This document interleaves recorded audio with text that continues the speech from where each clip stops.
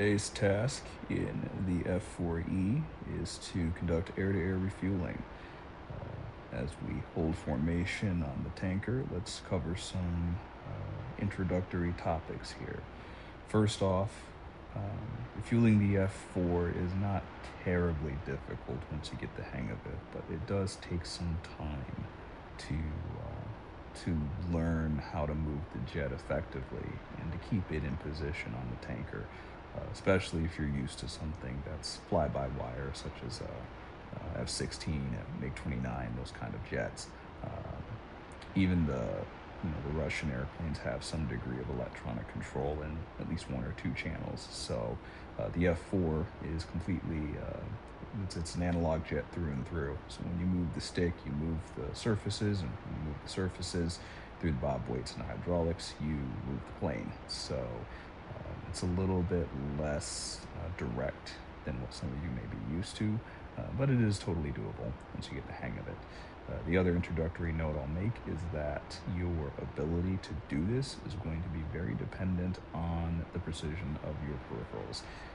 This will sound like a gatekeeping speech. I'm trying not to make it sound like that, but the grim and uncomfortable fact for this topic is Heatblur's done a very good job of modeling the F-4E and how it behaves and flies, and that control fidelity means if you are using an entry-level throttle and stick combination, especially if you're using like a single throttle, such as a Thrustmaster T16000, Satec, something like that, or heavens forbid if you're using something from Turtle Beach, you're just not going to be able to control the airplane as precisely as you can with something like a Verpol, VKB,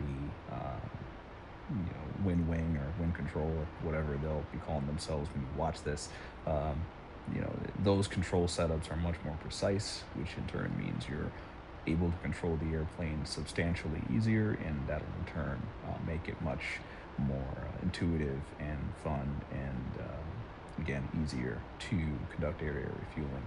If you're using a value-oriented peripheral set like the T16000 I used to have before upgrading to the VKB that I have now, you can still do it, but there's going to be some challenges, and I want to get that clear at this point, because I think if you watch some of these tutorials from other content creators and they're using, like, again, some kind of VKB or premium stuff, it may just be assumed that it's easy, but if you're using something affordable, it won't be, at least not nearly as easy to do, especially on this analog jet.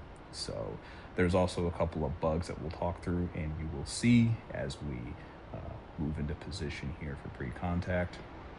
One of those bugs will be myself. That is an ongoing bug fix, folks. So check back next year. We'll see if the human element has been patched, or if we need to continue user acceptance testing on that score. I'm going to slide back here into pre-contact. This part's pretty much normal. Notice in this setup, I have not moved the seat. It is set at the default position. Some recommendations are to move the seat up so that you can see the direction lights in the front of the tanker. I personally found that method to be inconsistent and not terribly effective. It doesn't help that the tanker direction lights are very difficult to see in DCS, and apparently, as I understand it, that's true of real life as well. So I'm just using a little less sophisticated method, which is to keep the top of the canopy bow, the top essentially above the mirror, aligned with essentially where the back of the wing meets the fuselage. Kind of put that top of that mirror right where the wing kind of sweeps back into the fuselage here. And just kind of try to put the jet there and keep it there. Now I'm going to come off the boom pretty quick here, a little bit, just because you're going to now see one of the, I'm not going to say peculiarities, but one of the things to note when you're refueling in this jet, and it's that it's a very angle of attack and pitch sensitive jet. Obviously in the F4, angle of attack determines a lot of what you do in this plane.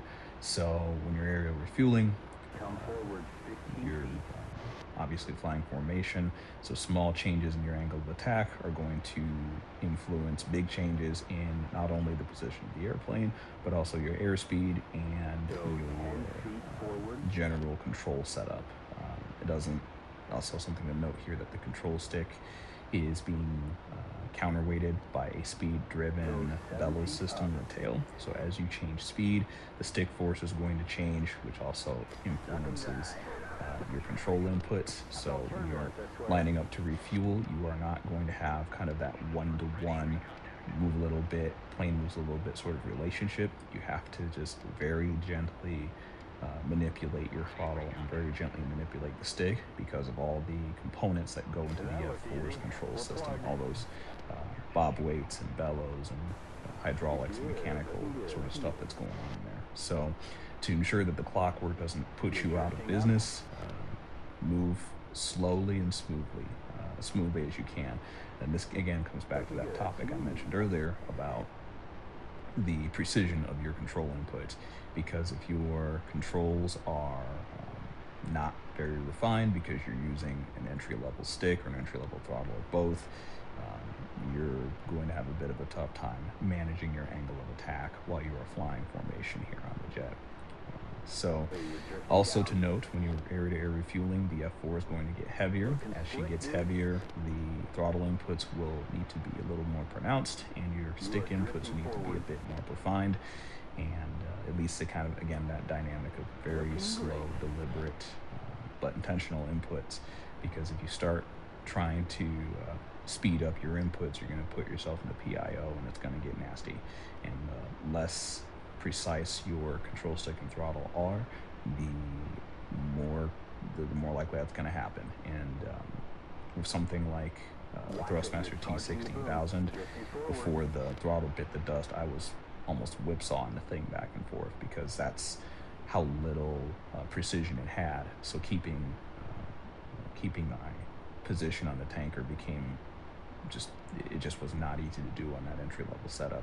With the Stex throttle from VKB, it's child's play. It's very easy in comparison to how that entry-level system worked. So perhaps unfortunately, we're kind of in that phase with modern flight control peripherals, that there's basically degrees of expensive. You can spend a lot of money on an entry-level stuff that was made 20 years ago that really isn't worth the money, like the Warthog, Thrustmaster, T16000, that kind of thing, Satec, whatever. Or you can save up, pony up, get something like the Gunfighter, Verpil stuff, and kind of step right into the higher end stuff from the jump. So it comes in handy when you're doing things like this. So enough about the state of modern peripherals right now. I'm holding information, and yeah, it's pretty straightforward. It's going to take some practice, and the more entry level your control setup, the more practice you'll need to do. So out of curiosity, what are some tips from folks who have done this at night? I tried it with the night vision goggles, and I just about scared the pants off myself. So am I just being a pansy, or is there some DCS ninja way of doing it that I'm not aware of? Let me know in the comment section.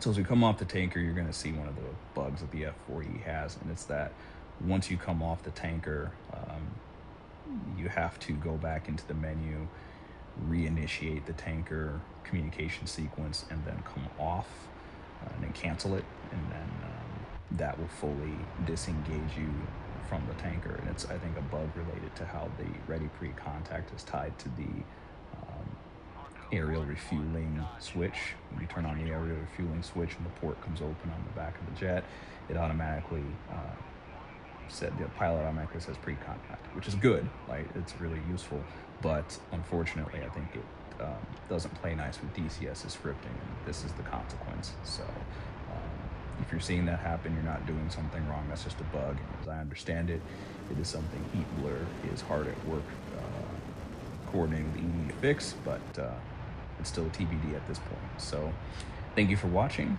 We'll catch you in the next video.